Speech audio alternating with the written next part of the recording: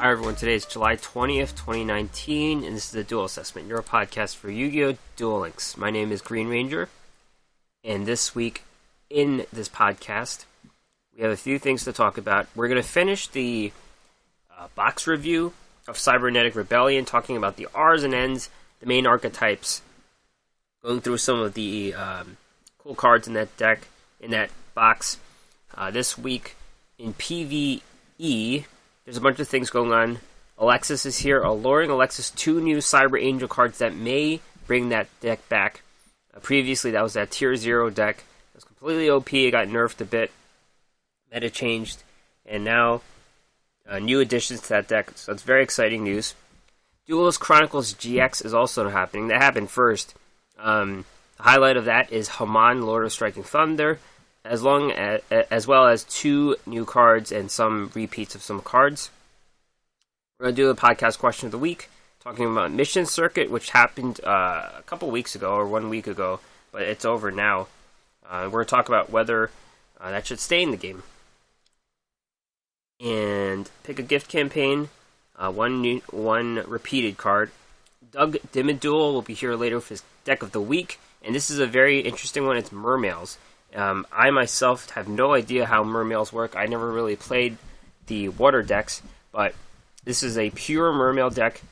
Check him out later if you want an idea of how to build the deck or are very interested in playing it. So, as for myself this week, it's actually it was dull, but something happened where once I finished my buy-through of Cybernetic Rebellion, and I'm going through my second. And every time I get to 500 gems, I'm going to buy 10 packs. I don't like buying, 1 pack at a time. It feels like you get nothing. And when you get 10, you usually do get something. And I actually got my second Alien Ammonite very early into the second buy-through. So I was checking out the decks on Duel Links Meta, and almost all of the decks just run 2 Alien Ammonites. So that meant I'm good to go to play that deck. I found some of the King of Games decks, and I'm playing it. I actually deranked to Plat 3 when I was playing it. I got back to 4 quite easily. The decks are pretty bad right now in Plat, so I just need to put the games in and I could get to Legend. One change I did make, I noticed, is some of the decks I saw ran 3 Code A Ancient Ruins, and I felt that card should be a 2. I forgot what I put in its place, but maybe another monster. I felt like I needed more monster consistency. But anyways, made a small change, but otherwise... And of course the synchros. I don't have all the synchro monsters that they use. So you just have to use what you have and play around with the levels. As far as the PvE events go, I've been auto-dueling the Duelist Chronicles is pretty easy to auto-duel because you just stick to one character. But Alexis, I found that Alexis, I lose when I auto-duel typically, and I win when I duel myself. And I'm trying to play some synchro deck where I get 4 points for sure. I add a booster so I get 5. So I'm not getting 2,000 duel assessment per duel, but I really should farm her a few times. I think Cloudians are a deck that can farm against her, so I definitely need to farm her, and we'll talk about why. So, esports this week, we're only going to talk about 2 tournaments in the interest of time. Duel Links Meta Weekly 81, this happened on July 16, and this brought Blue Eyes back to the charts. In this tournament, they were brought the most. Previously, 6 Samurais were ruling the world, and now Blue Eyes are back. Even 6 in the top 32. Other decks that did make it Cyber Dark, 6 Sam's Triamid. There actually were 3 Stromberg decks, the Fairy Tale decks, as well as 2 Metaphyz, 2 Crystron in the top 32. First place, Edu 16. Light and Dark Spellbooks.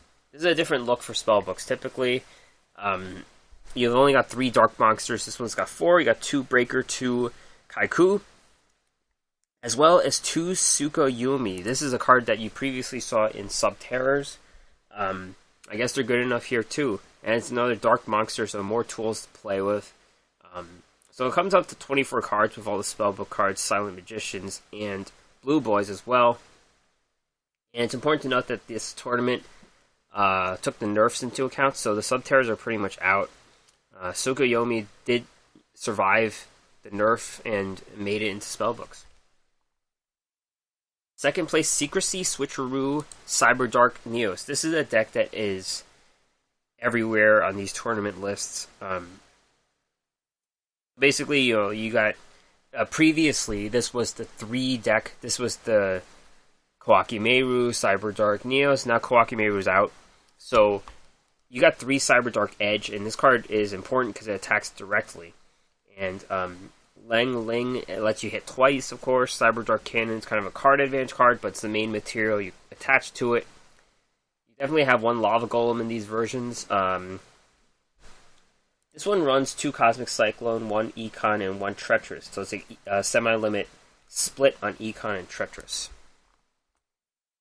Third place, Tom V. Delzen, Light and Dark 6 Sams. It's honestly a very generic list. It runs 21 cards, but very generic. 2 Anishi are the lights, 2 Legendary Secrets are the darks. World Legacy Clash, Dual Wield, those are pretty typical.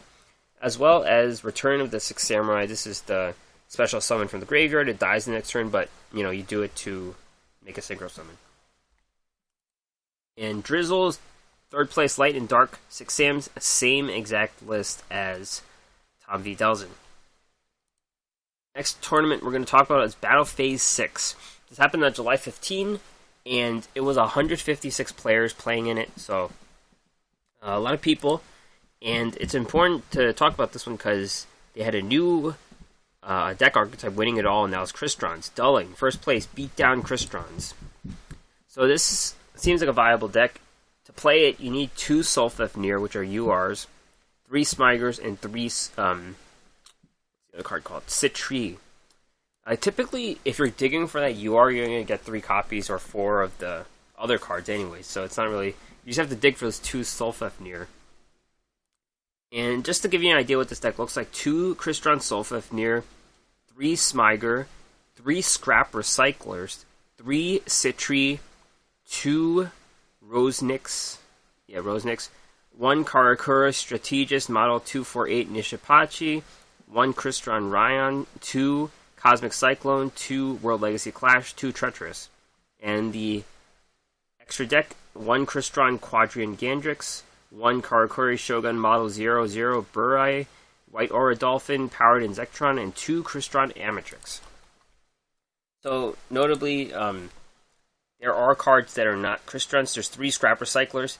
This card, it's from the Esperoba event, and basically you summon it, you send a machine from the deck to the grave.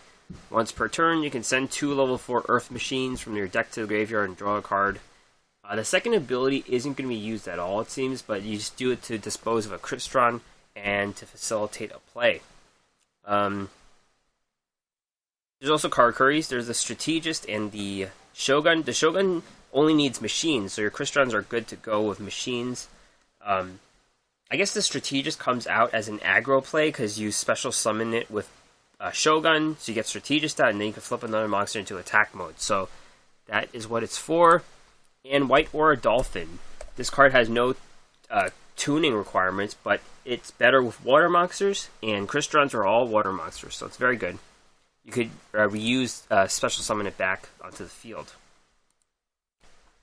Second place, Zaid King, Light and Dark Spellbooks. This is the typical look for spellbooks. You got 3 Dark Monsters, which are 2 Breakers and 1 Kaiku, 3 Silent Magician, 1 Big Silent Magician, 3 Blue Boys, and your array of spellbooks. Third place, Amru, Switcheroo, Cyberdark, Neos. This is that deck from before, same exact version, with the 2 Cosmic Cyclone, 1 Econ, 1 Treacherous. These decks are running Bacon Saver, by the way, as well. And B Beto, third place, same deck, except there's no Econ, so there's 1 Treacherous, 3 Cosmic Cyclone. This seems like a very good deck right now. Direct attacks. And as a result from these tournaments, Duel Links Meta has updated the tier list. First place, Tier 1, 6 Sams and Blue Eyes. Blue Eyes are back. They're calling it because Sub-Terrors are out, so Sub-Terrors were good against Blue Eyes. They're gone. I think the Banish ability of the cards really hurt Blue Eyes because Blue Eyes doesn't react well to Banish, and their stuff has to be in the graveyard and things like that. 6 dams are still pretty good. Tier 2, you've got the other good decks: Ancient Gears, Red Eyes, Triamids, Spellbooks. Tier 3, Magnet Warrior and Neos. We've definitely seen plenty of Neos decks. In high potential, they added some new decks: Aliens, Crystons, and Mermails. Time will tell how many of these stick. Crystons already made first place. Aliens and Mermails are getting King of Games. And Sub-Terror and Kawakimeru have been removed because of the nerfs. Alright, so we're going to go over Duelist Chronicles GX. Welcome to Duel Academy. This is the second time this event is going on. They previously had another Duelist Chronicles with Yu-Gi-Oh! GX with the Season 2, which was Sartorius. So this is back to Season 1. So they have some of the cards that you had before, as well as 3 new cards and some cards we did not have full copies of. So those are the only ones I'm going to go over. Notably, you have to play 5 rounds of this to get, copies of cards. So Plasma Warrior, Itom, you get a copy after you're done with round 5. I'm not even done with round 2 yet, so I have some auto dueling to do. Let's go over the cards. Let's see what we got. So the one card that we get 1 copy of is Amon, Lord of Striking Thunder. This is one of the legendary, I don't know what you call these guys, legendary dragons. And we already have Uriah, I believe. We don't have Raviel, but we have Haman. Level 10 Thunder, 4,000, 4,000. Cannot be normal summoned or set. Must be special summoned from your hand by sending 3 face-up continuous spell cards you control to the graveyard. It cannot be special summoned by other ways. If this card destroys an opponent's monster by battle and sends it to the graveyard, inflict 1,000 damage to your opponent. While this card is face-up in defense, monsters your opponent controls cannot target monsters for attacks except for this one. So, yeah. The goal is to stall out your opponent with continuous spells. And I think the best, looking at Haman's deck list, there's Pump Princess and Wonder Balloons, 2 cards that did very well. They reduced attack, I guess. But in this meta right now, it's better not... it's easy to really get over that, because you could just use your monsters for synchro summoning, your monsters that have been diluted, and do that. Dark Door is a card that we don't even have in the game. That card could just get Haman out easy. So the best way to do it with our cards are probably Crystal Beasts, because they just get destroyed. They can kind of stall and then get destroyed, and then they become continuous spells and get Haman out. Being continuous spells is what makes it worse, because continuous traps are better for stalling, but we don't have that. So this card's pretty much not a competitive card. It's pretty good. Obviously it's OP, that's why they're giving us 1 copy, and there's a very difficult summoning requirement, which makes it not OP, I guess. So that limits it to a bit. New card, Plasma Warrior Itom. This isn't even a TCG, OCG card, one of those. Level 8 Thunder, 3,000, 2,500. Cannot be normal summoned or set. Must be special summoned from your hand by attributing 1 level 7 monster. This card can attack directly, but when it does, using this effect, the battle damage inflicted to your opponent is halved. It's not the worst card. Any card that can't be normal summoned or set, it puts a grain of salt on it, really. Direct attacking is good because Cyber Dark Edge is meta viable. This is getting a level 7 out, which they have Magician's Navigation and things like that now with Dark Magician, so you can think about how to get that out easily. It's pretty easy to get out with Magician's Navigation, actually. There's also a lot of ramp options to help you get this on the board.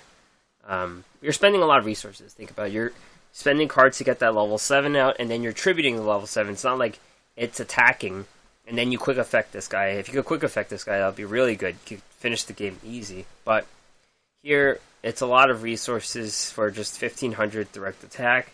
Might as well be playing Masked Heroes, I think. If you can make it work, you can make it work, right? If there's a way, maybe. Third new card is the Supremacy Sun. Level 10, Dark Fiend, 3000. Cannot be special summoned except by its own effect. After this face-up card on the field is destroyed and sent to the graveyard, during the standby phase of the next turn, you can discard one card, special summon this from the graveyard. So this card has to be tribute summoned. That's the first takeaway. You need 2 tributes to summon this. And then after it's destroyed, you can bring it back by discarding 1 card. Now, you could easily see where this fits, and that's Yubel. Yubel, what the second one's called. The second one, which wipes clears the board. You could clear the board. This card will be basically destroyed, and then you could come back each turn if you discard a card. Yeah, this is a way to use Yubel decks if you don't want to use the Nephis Ritual, which also has 3000 attack. I think that's a better way to do it, but maybe you could outfit Yubel with some tokens, some monster that puts tokens on the board, and then you could get this guy out.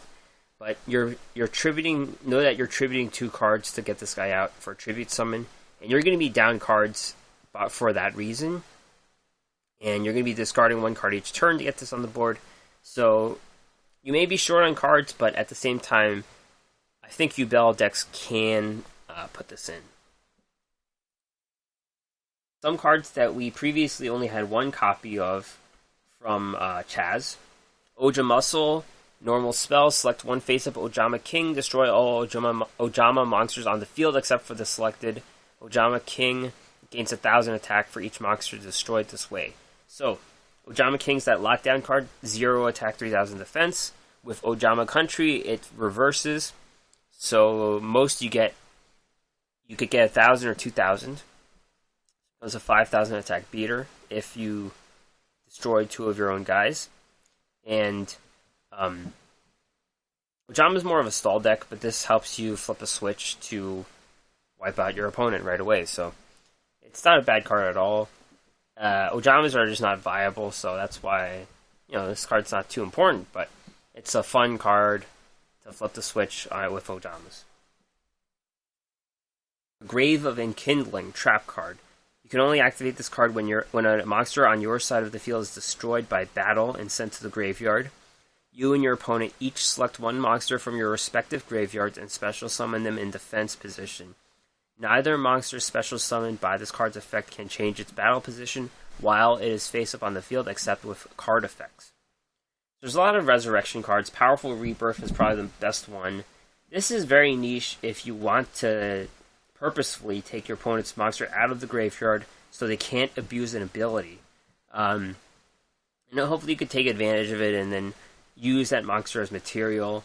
Honestly, it's not the worst card in the world. You definitely don't want to give your opponent a monster back, but there are ways to do it without this, but it's only for that situation where you want that monster out of the graveyard. That is it for Duelist Chronicles GX. Because we are so short of gems all the time, and even cards, it's probably the best idea to do this, at least 5 times so you could get all the cards and gems. Even round 5, there's 50 gems guaranteed, in addition to the lottery, so try to play this 5 times, I guess. And also when you're doing the treasure rooms, try to time out the dice with the special dice you have, with the stacks of gold and things like that. Try to max out your gold so you could get more treasure chests. So we're going to move on to Alluring Alexis. And, the way they talked about it, Alluring Alexis, you would think the theme of the story is her knocking out every guy in Duel Links, but that's not really the case. It's still only Chaz. And it's more about her being a very good student, which is true. Her getting sent away as a an exchange student from Crowler in some special program, and the whole thing is her dueling to try to make up her mind whether she should go. That is actually something that is very applicable to life. People go different directions, even if you really like your current situation. Eventually, you're going to have to move on from your job, or if you're graduating, you're going to have to move on. You may never see people again, so there's decisions that I was like, oh yeah, this seems like a real life thing, but it's in Duel Links, but that is what is going on. Let's get back to card games. So these cards are actually very important. These 2 cards that we're getting, there's no filler here. There's one filler. It's Infernal Hammer. It's a 1 Tribute 2400 0. That's enough of an Infernal Hammer. But there's 2 cards here that could bring Cyber Angels back. And they're fairly new cards in the TCG. Cyber Angel Izana, level 8. Fairy Ritual, 2500 attack, 2600 defense. You can Ritual Summon this card with Machine Angel Ritual. If this card is Ritual Summoned, you can make your opponent send 1 spell or trap to control to the graveyard.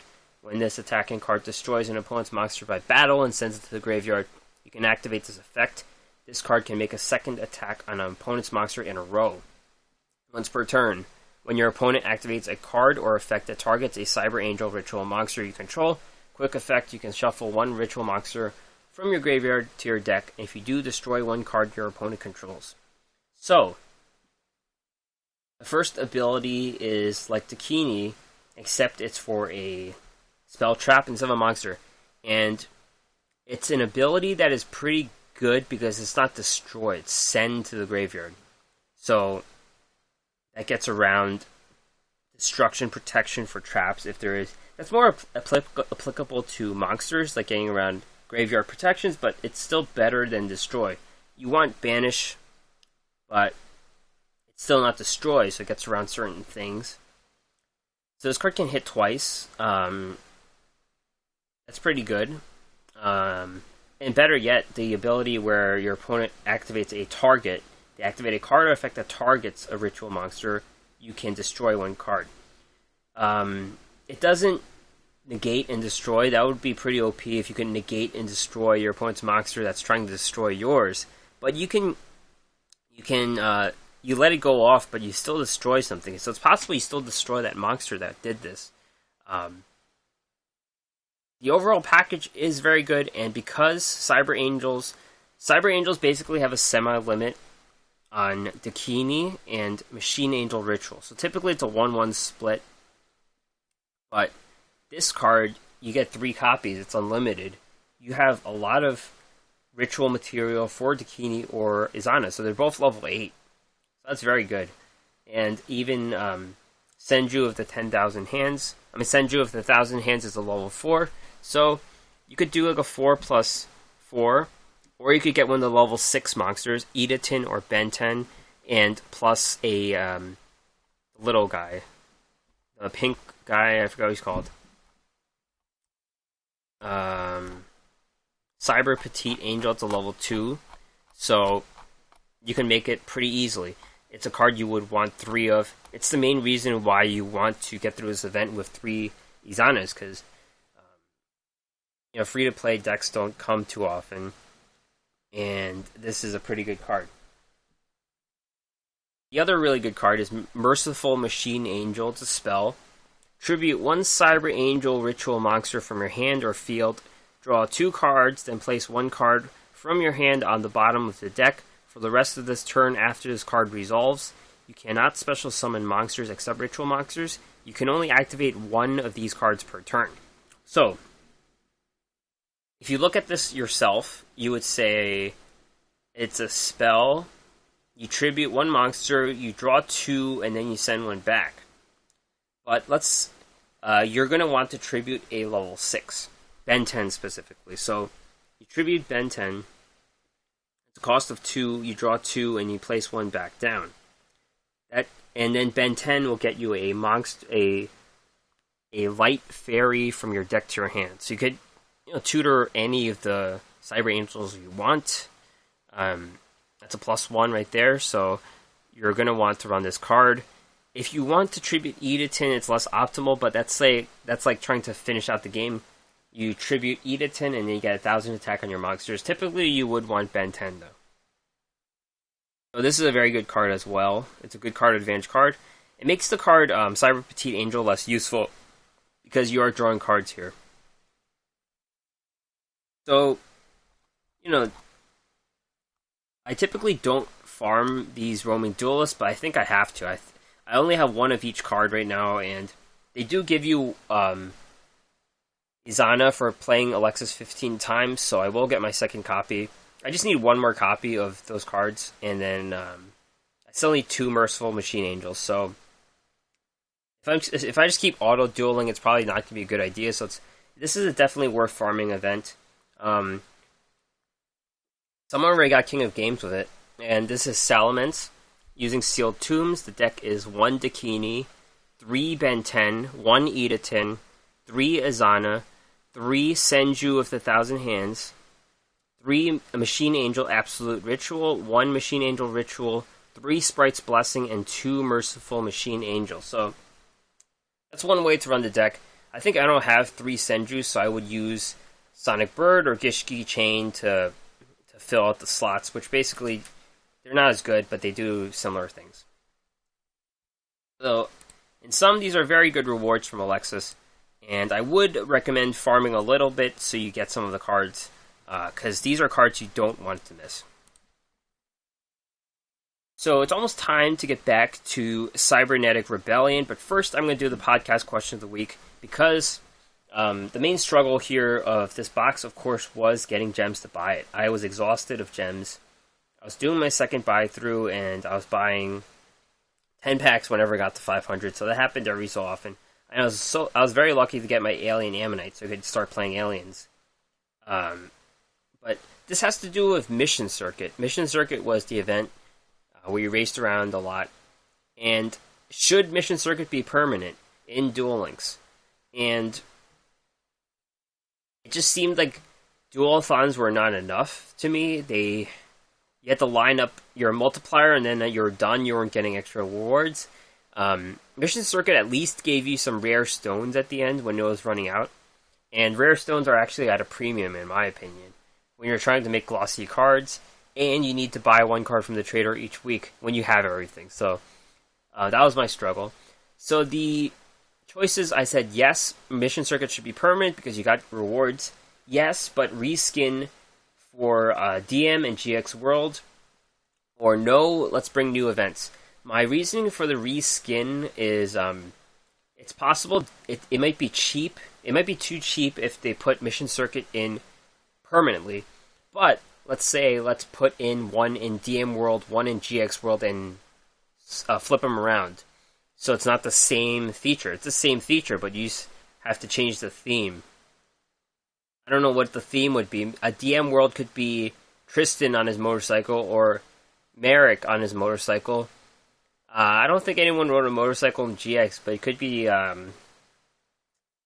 don't know, someone getting Gen X medallions or something. I don't know. But that was the reasoning for the reskin option.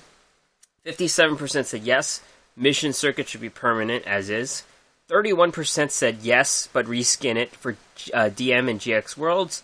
So overall, 88% said this type of thing should be permanent. And 12% said no, let's get new events. Yu-Gi-Oh! Deck Talk, who's going to talk about Mermails later, says, it's a nice little touch that would be great to have as a permanent fixture in the game. Yes.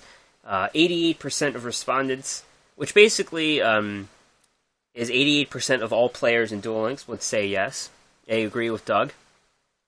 Doomstrike 13 says, anything to make the game feel for more giving. Would for sure love a more constant income of gems. That is the struggle that we deal with, and it was very apparent with this box, this Cybernetic Rebellion box. I'm lucky I'm through the woods, but I got that Alien Ammonite fairly early, so I was lucky. Average Gatsby says, I'm just saying Mission Circuit is greater than Duel Meter, which is Dualathon, but give both for more free-to-play gems. So everyone here is on the same page. We all want more gems. I personally regret saying I wasn't really on board with I want my gems, but they were right all along. I'm feeling it right now. I want to play Chris Strons or something, but A lot of people just weren't able to buy the box, or they shelled out a bunch of money. I don't know, but it is a struggle. I mean, the company does have to make money, of course. That's the counterpoint, but we would like some gems every so often. So that is it for the podcast question of the week. Tune in next week for the new question of the week, which is something I basically come up with on the fly and put online. On Twitter at Duel Assessments, at this podcast's Twitter page. Comes out on Wednesdays typically. Alright, so we're going to get to the new box again. This is the second discussion of this box. Last time we just talked about the SRs and URs, and now we're going to talk about the best Rs, the Rs in each archetype, the three main archetypes here, as well as other interesting cards. First main archetype we're going to talk about are the Cristrons. We already saw this deck get first place in the Battle Phase tournament. So let's talk about the cards they have that are Rs and Ns. Crystron Amatrix, level 5, machine synchro, one tuner, one or more non-tuners, so no tuning requirements. 2500 attack, 1500 defense. If this card is synchro summoned, you can change all face-up special summoned monsters your opponent controls to defense. If this synchro summoned card is destroyed by battle or card effect, target one Crystron monster in your graveyard, except for a synchro monster special summon it. So this is actually the main synchro monster you get from Cristrons, because the Citri card can special summon it right away, and Citri brings a monster back, and then it quick effects with a synchro summon of 2 cards, and that will rule out Quadrant Gandrix, because Quadrant Gandrix requires 2 tuners, and you're only going to have 2 materials typically, so you're going to have to play Amatrix. And its ability is very simple, because all it does is take advantage of monsters having less defense than attack. So, most monsters won't have 2500 defense, but the problem here is Blue Eyes has exactly 2500 defense. So maybe you would play Beatdown or Tie That Binds to get over those monsters. One card this does beat is the Shogun, Six Sam's Synchro Monster, because that only has 1400 defense, and it has effect, protection, destruction, but only battle destruction, protection if there's other Six Sams on the board. So you would like to clear those monsters out first before attacking with this card. Very good card. There's a lot of value in flipping everyone to defense. You can win a lot of fights, and even better, when this card is destroyed by any way, you recoup value. You get a monster back from the graveyard. So this is a very good card, and this will see more action than Quadrant Gandrix. Despite it being less flashy, it will do most of the work for Cristrons. And also, it's got no tuning requirements, so anywhere you're level 5, you could put this in 6 Sams if you want to. And, anywhere there's an Armadides or 6 Sams or any level 5, this will just slot right in. So this is not limited to Cristrons. You're not going to take advantage of the Resurrection ability, unfortunately, but just flipping everyone to defense, that's a free Windstorm right there, so pretty good. Crystron Rosenix, level 4 machine, 1800, 1000. Target one face-up card you control. You cannot special summon monsters from the extra deck for the rest of the turn. Destroy that card, except for machine synchros. If you do special summon one Crystron tuner from the deck, you can banish this card from the graveyard, special summon one token. It cannot be tributed. You can use each effect once per turn. So this card is played in Cristrons. It's the level 4. It's the only level 4. That's notable. So that's important for some level modulation if you need it. It special summons the tuner from the deck. So one thing this could do is that it could combine with Citri, so you can make a level 6 synchro summon. And there's few cards: Powered Insectron, Psychic Nightmare, HTS, Psyhemoth. There's a few options for level 6. So in addition to just being a level 4 1800, this card is being played in Cristrons. Pretty good card. Get to some tuners. Crystron Quan, level 1 machine tuner, 500, 500. During your opponent's main phase or battle phase, you can special summon one non-tuner monster from your hand. It has its effects negated, and if you do, synchro summon one machine synchro monster. It's a quick effect. You can use this once per turn. So, all of the Crystron tuners have that same ability where they cheat out a monster and quick effect synchro summon. The difference between this card is it requires it in the hand. And anytime you need something in the hand, it's worse than it being in the deck or the graveyard because it's more situational about what you have in your hand, I guess. It is level 1 though, so maybe you could combine it with Rose Nyx and make a level 5 or Amatrix. Crystron Ryan, level 3 machine tuner, 500. Same thing where you could special summon a monster. But this one's a little different. During your opponent's main phase or battle phase, you can target one of your banished non-tuner monsters, special summon it, and then you could synchro it with this card. So, with Crystrons, when they synchro summon, they typically banish the materials instead of sending it to the graveyard.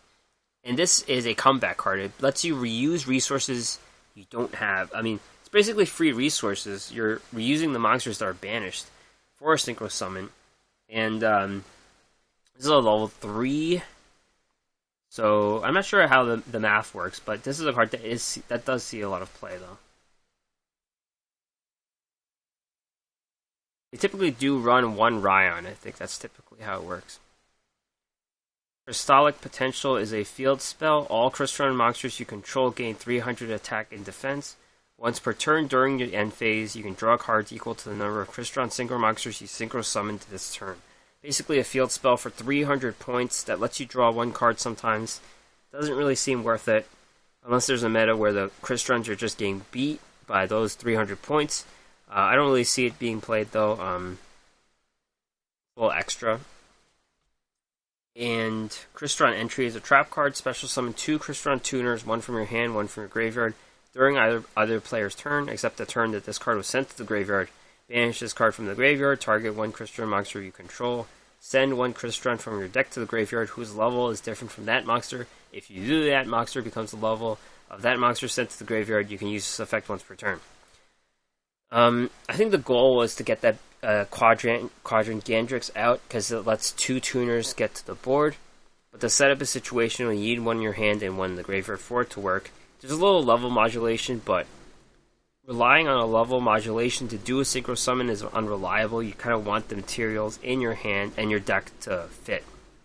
So, this card also doesn't seem worth it unless you're full on and getting a Quadrant Gandrix strategy out. It seems a little harder to play, but Amatrix is easier to go. You're going to run both in your extra deck because there is space, but you're going to be playing Amatrix a lot more than Quadrant Gandrix. Moving on to Aliens, there are only 3 cards. Aliens didn't get a ton of new cards, actually, but they're all, decent cards. I mean, there's one UR and one SR, 2 SRs. One UR and one SR, and 2 Rs and 1 N. So here's the R, Alien Dog, level 3 Reptile, 1500, 1000. When you normal summon an alien monster, you can special summon this from your hand. When you do, place 2 A counters on face-up monsters your opponent controls. So this card is it's a staple right away. You don't need this card if you're just playing for the 1+4 on Cosmic Fortress Golgar, but it is a free body. It gives counters, and it opens up bigger synchro plays. That's important. If you're playing, let's say you play, you have a monster in the graveyard, you play Ammonite, then you get this guy on the board. That's 8 stars worth right there. 8 stars of monsters you could play your level 8 synchro summon. But this is more of an aggressive card. It's free attack on the board. It gives counters. You can even play this card and then you play Brainwashing Beam to take your opponent's card. So it's good with Tie That Binds, which is the main skill that aliens are using. It's a new staple. It's a pretty good card. Another very good card, Code A Ancient Ruins, continuous spell. Each time a face-up alien monster is destroyed, place 1 A counter on this card. Once per turn, you can remove 2 A counters from anywhere on the field to special summon 1 alien monster from your graveyard. So, Works very well with Cosmic Fortress Golgar. That card specifically plays around with continuous spells. So you just send this card back and then do a bunch of things with Cosmic Fortress Golgar to control the board, basically. And then you just replay Code Ancient Ruins. Personally, I found having 3 was too many in my deck. I wasn't having enough monsters in my deck, I feel like. So, it's possible aliens could use balance, but I don't think they have enough trap cards to work for the deck. But, anyways, this is a card that will see play. The ability to get any monster from the graveyard is pretty good, especially if you dump like Alien Overlord out. You can get him out for free and then distribute counters. So, you play around with how many you have, but I think this will be at least 2 or maybe 3 is the right number, but I'm playing with 2 right now. And finally, Interdimensional Warp, the trap card. Select the monster you control and a monster with an A counter your opponent controls. Switch control of those monsters. There really isn't a point of this card. It's Brainwashing Beam is superior because you could just steal the monster with the A counters without giving your opponent a monster back. So this card's not that good. It's for some tricky play if you want to give them a monster on purpose that hurts them or something. But yeah, Brainwashing Beam all the way. Let's get to the Mermails. I don't quite understand the Mermails, but let's talk about them. Doug, in a second, will talk to you about Mermails. So these are all N cards, I think. Yeah, these are all N cards. Mermail, Abyss Mander, level 4 fish, 100 attack, 2000 defense. Banish this card from your graveyard to activate these effects. Increase the level of all Mermails by 1, or increase the level of all Mermails by 2. So this could be some setup for Synchro play or Xyz play, but I think this is to make a beatdown play, so you could increase all your level 3s and 4s into bigger levels, and then you could just have a big beatdown. Mermail Abyssdine, level 3 Aqua, 1000 attack, 200 defense. When this card is added from your deck to your graveyard to your hand by a card effect, special summon it from your hand. You must control a Mermail monster to activate this effect. When this card is special summoned by the effect of a Mermail monster, you can target one level 3 or lower Mermail monster in your graveyard, special summon that target. You can use this effect once per turn, and only that turn. So this has very good synergy with Mermail Abyss Spike. You get 2 monsters on the board right away. So that card will tutor this card, and then it gets on the board. Mermail Abyss Orca, level 3, 1100, 1900. Aqua, you can target one Mermail monster you control. Special summon any number of level 4 or lower Mermail monsters from your deck whose combined levels are less than or equal to the level of that monster. Then send that monster to the graveyard. You can use this effect once per turn. So, I think the goal is to get a bigger one out of the board. And you could get 2 lower level Mermail monsters. I don't really understand the point of that because you wouldn't really want to get rid of your bigger monster, but it's here anyways. This Scale of the Kraken, I'm not sure if this is a reprint card. I don't think it is, but equipped to a Mermail monster, it gains 400 attack. When a monster effect that was activated on your opponent's side of the field resolves, negate that effect, send this card to the graveyard.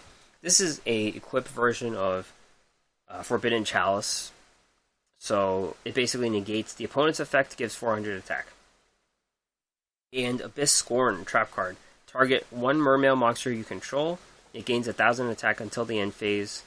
When this set card is sent to the graveyard, target one monster your opponent controls, send that target to the graveyard. So this card would be really good. It's just a one-turn combat trick, but it's really good if there were fewer banish cards. There's a lot of Cosmic Cyclones around, and a lot of Dragon Spirits of White. So those are cards that banish and not sent to the graveyard, so if everyone was just running Galaxy Cyclone, that would be great. But that's not the case, so this is a little too situational too. They could just play the card without having a monster. So, you know, it's not that good. Now it's time to go over some other spare cards I've seen that I thought were pretty interesting. There's a lot of archetypes going on here. There's frogs, there's nimbles, there's whitefish, there's penguins, but I'm not going to talk about the cards I don't find too interesting. Poseidon, the Atlantean Dragon, level 7 Sea Serpent, 2800, 1600. You contribute 3 level 3 or lower water monsters. Special summon this card from your hand or graveyard. When you do, return all spells and traps on the field to the hand. If 3 or more cards are returned to the hand by this effect, all monsters your opponent controls lose 300 attack for each. So there's a lot of things you could do here. I think all the Atlantean monsters, like heavy infantry, or I forgot the other one's called, but they are level 3 monsters. And given water monsters have a lot of, they seem to specialize in graveyard, so I wouldn't be surprised to see this see play. It sounds impossible to do. You could get 3 monsters onto the board, but they do it very well with Fishborgs too. So this is a very good ability. It's free hate Trunade, and then you weaken your opponent's monsters. So I think there should be some lower tier deck based around Poseidon, the Atlantean Dragon. It's a good deck building challenge. There's a lot of tools around. You just have to make it work, and I don't know. It's possible they have too many Paleozoic Canadias around or floodgates to flip down the monsters, but I think this could work somewhere. There's a lot of potential. Gem Armadillo, level 4 rock, 1700, 500. When this card is normal summoned, you can add 1 Gem Knight monster from your deck to your hand. Gem Knights have been a tier 4, tier 5 deck forever. This is just another tool for them, so you just watch out for them. Fishborg Launcher, level 1 fish tuner, 200 attack, 100 defense. If you have a monster in your graveyard other than Fishborg Launcher and all of them are water, special summon this card from the graveyard. If you do, banish it when it leaves the field. This card cannot be used as synchro material except for the synchro summon of a water monster. You can only use this effect once per turn. Fishborgs are generally very useful. We saw them, Fishborg Planter, be pretty good in a Sea Stealth deck. This is pretty much a free card. You just need another water monster, which is automatic. Free level 1 tuner if you just use them. So it just gets itself onto the board. Pretty good card.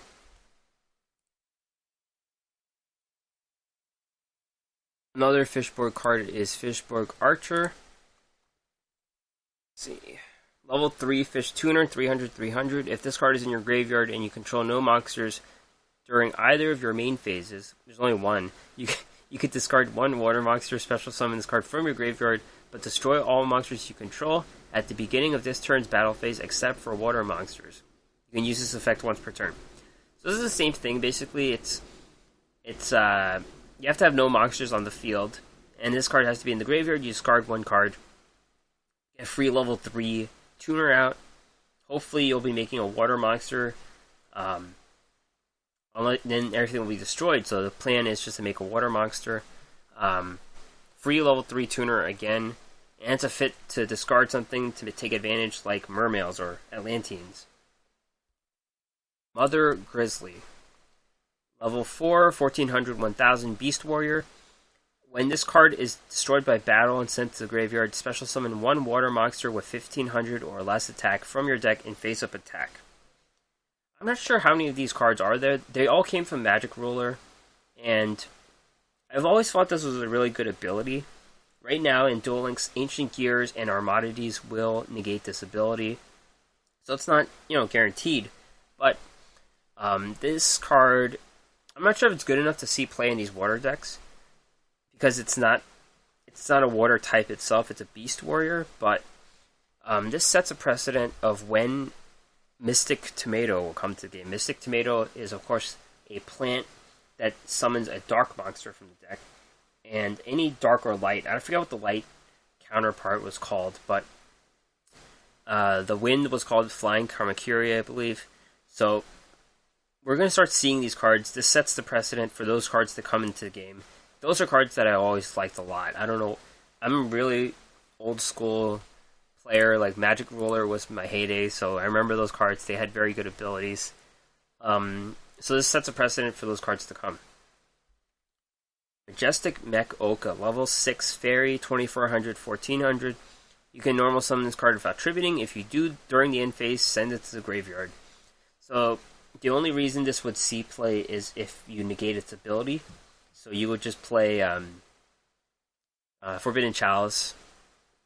So you can make it 2800 and then it stays on the board. It's a free 2400 into 2800 that turn. The problem is a mono stun was a deck that came to be, and it didn't last long in the meta at all, and it was kind of relying on Forbidden Chalice to keep it on the board too, so probably not, but it might steal some games. Air Orca is a level 3 Wind Sea Serpent, 1400 attack, 300 defense. Once per turn, you can banish one fish, sea serpent, or aqua-type monster from your hand, target one face-up card your opponent controls, destroy it, then banish this card until your next standby phase. This card reminds me of Golden Flying Fish. It's a little worse. It does fuel banish abilities, so there are cards that take advantage of banishing those fish, sea serpents, or aquas, but it's a little slow. It's got less attack, and then it can't even attack because it gets banished. Like it can't get its attack off, so it's a control card. It's worse than Golden Flying Fish, but it plays into a different strategy. Geomancer of the Ice Barrier, level 3 spellcaster tuner, 800 attack, 1200 defense. Discard one card and declare one attribute. This card cannot be selected as an attack target by monsters with that attribute. This effect can only be used once while this card is face up on the field. So, stall card. It's pretty good against decks that have one attribute, obviously, so, Blue Eyes. Everyone's a light monster, except for Cosmo Brain, I think. So Cosmo Brain is the one card they have to play around, but everyone's a light monster, so you could stall out the game. I wonder if you have more of these, if you could just do it on multiple attributes. That might be too cheap, so I don't think that'll happen. Besides, this is an Ice Barrier card, it's a tuner. It might see play in getting that level 7 Ice Barrier Dragon out. I think it's more of a stall card. I think we might see this card. Nimble Angler, level 2 fish, 600, 100. If this card is sent from the hand or deck to the graveyard, you can special summon up to 2 level 3 or lower Nimble monsters from your deck except for Nimble Angler. So, there's a few Nimble cards here. Nimble Nanta. There's Nimble Mananya, I think, in this game. Nimble Sunfish. But this one's the best one. I think it gets 2... to the deck. So it gets destroyed, gets 2 out, and then you can set up a big play next turn. And Fish. This is the card that works with Air Orca. Counter Trap. When an monster's effect activates, shuffle one of your banished fish, sea serpent, or aqua monsters into the main deck, negate the activation, and destroy it. So with Air Orca, you're banishing cards on purpose, and this is a counter trap to use that ammunition, send it back to the deck. So it's a constant recycle. Those two cards just work very well.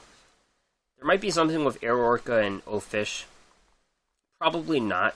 But every monster that is seeing play in Duel Links is going to use an ability. That's just the way it is right now. So if you pack 3 of these into a deck, you could have something to take advantage of. So that is it for my review of Cybernetic Rebellion, and I talked about all the interesting cards I saw. Yeah, it's still a very good box to invest in, I think. So now the Pick a Gift campaign. The main thing here is an extra copy of Dark City, which is a field to help your Destiny heroes gain 1,000 attack when they're lower. The problem is Destiny Calling already uses Dark City when you have 3,000 life points, which is pretty automatic if you use Cosmic Cyclone, so no real point of Dark City, but Konami is doing this thing where they're giving us 3 copies of cards we never really had before, so, of course, and free gems, can't complain about that for Pick a Gift campaign. Doug Dimmadule is finally here now, after I'm done talking. He's celebrating the new box, the Cybernetic Rebellion box with a Mermail deck. I personally have no idea what Mermails are about, if you could tell from me talking about them, but he does. This is a pure Mermail deck, doesn't run the Sea Stealth strategy. So if you want an idea, if you want any idea, I listened to it just to get an idea of mermails, and I understood a lot. So this is a very informative guide on introduction on mermails. So check out Doug right now.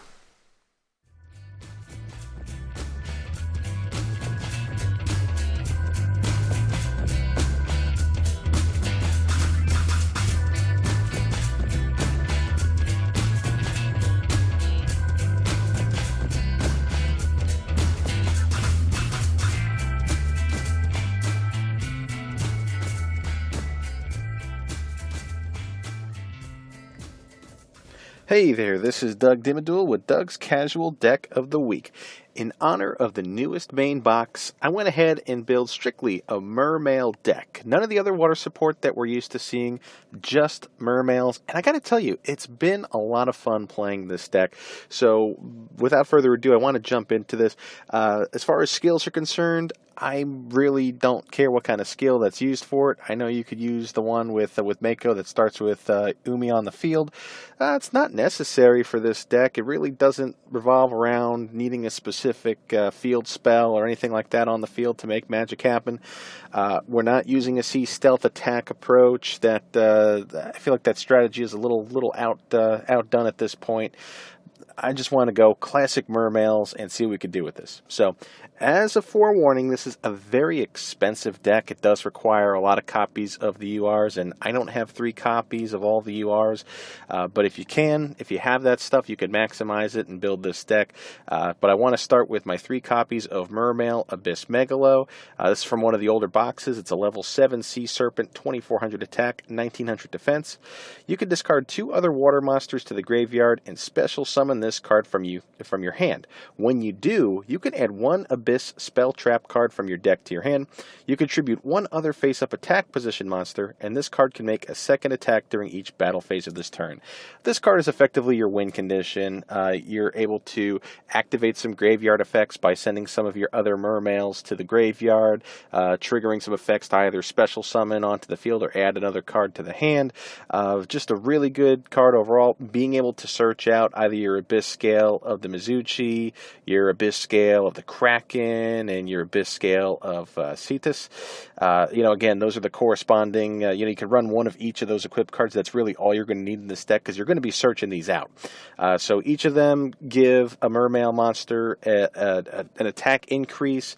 The one that negates the trap cards, it gives an 800 attack boost. The one that negates the spell cards gives it an 800 attack boost. And the one that negates a monster effect only gives it a 400 attack boost.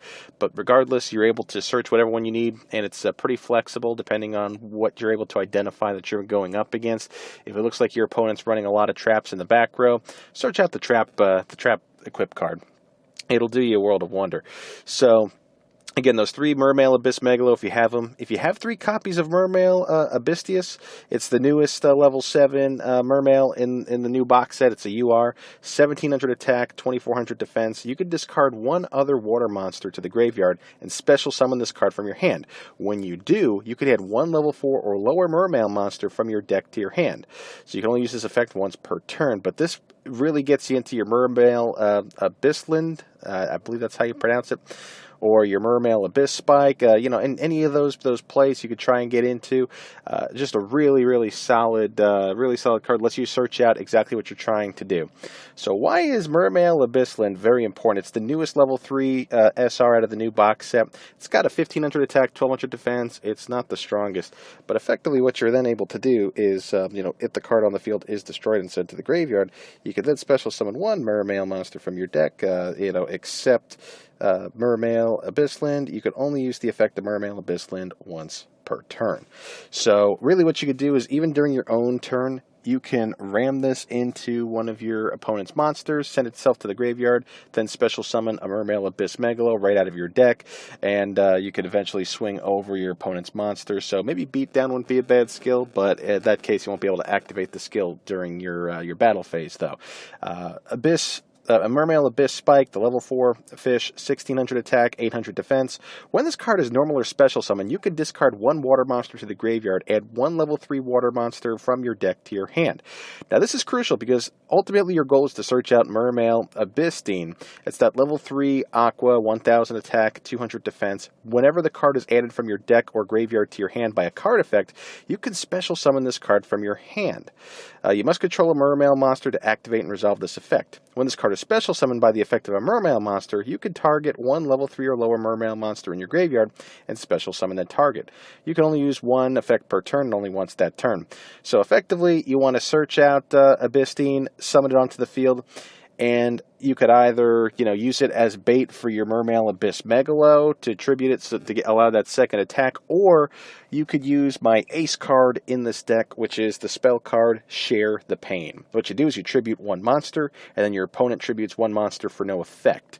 So basically you're able to take your Mermail Abyssine after it's special summon on the field. Maybe if your opponent has one strong boss monster on there that maybe can't be destroyed by card effects, Share the Pain overrides any of those destruction effects or banish effects, because all it's doing is making your opponent then... Oh, sorry, something's going off here.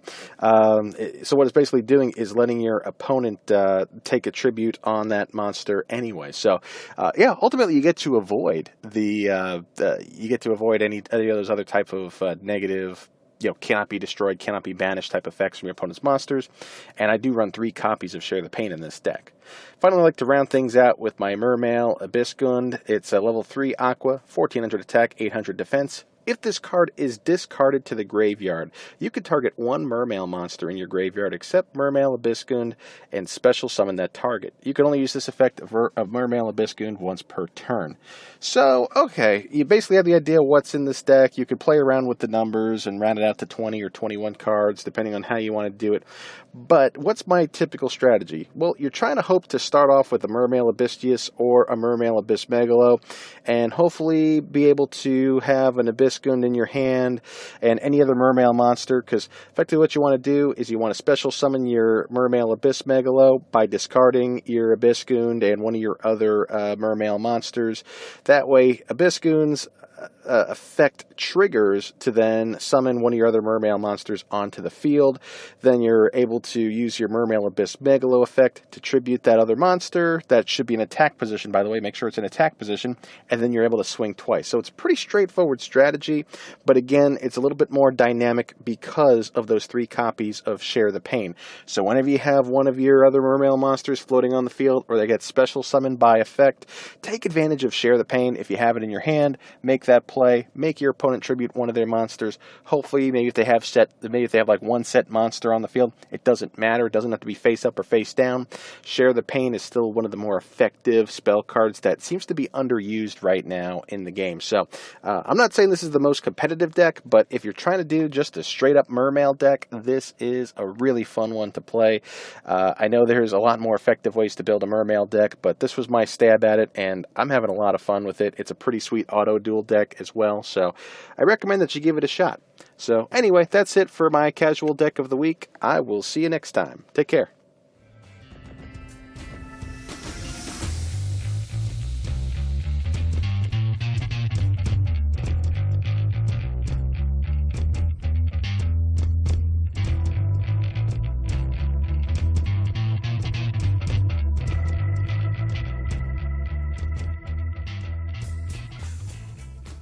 Alright, thanks Doug, and you can check him out every week on this podcast or on Twitter, Yu-Gi-Oh! Deck Talk.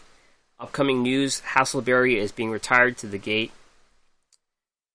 Rise of Yubel together at last unlock a new character, so we're getting our new character, and that means more gems, more cards, new skills, very fun time. It's the combined version of Jaden and Yubel. I wonder what dialogue they're going to have when they're facing each other, like each half, but I mean, everyone's going to say Jaden's weird or something like all the other human characters, but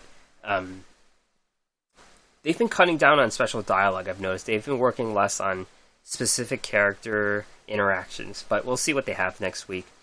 And Tour Guide's Mission Bingo. The new news should be coming out.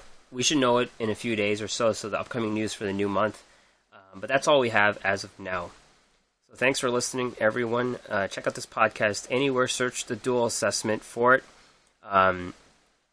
Please subscribe. Duelassessment.wordpress.com. That's the website where all these notes are located. Email me with anything to duelassessment@gmail.com, or you can interact with me on Twitter, duel_assessment for the main page, or my personal Twitter account at GreenRangerCCG.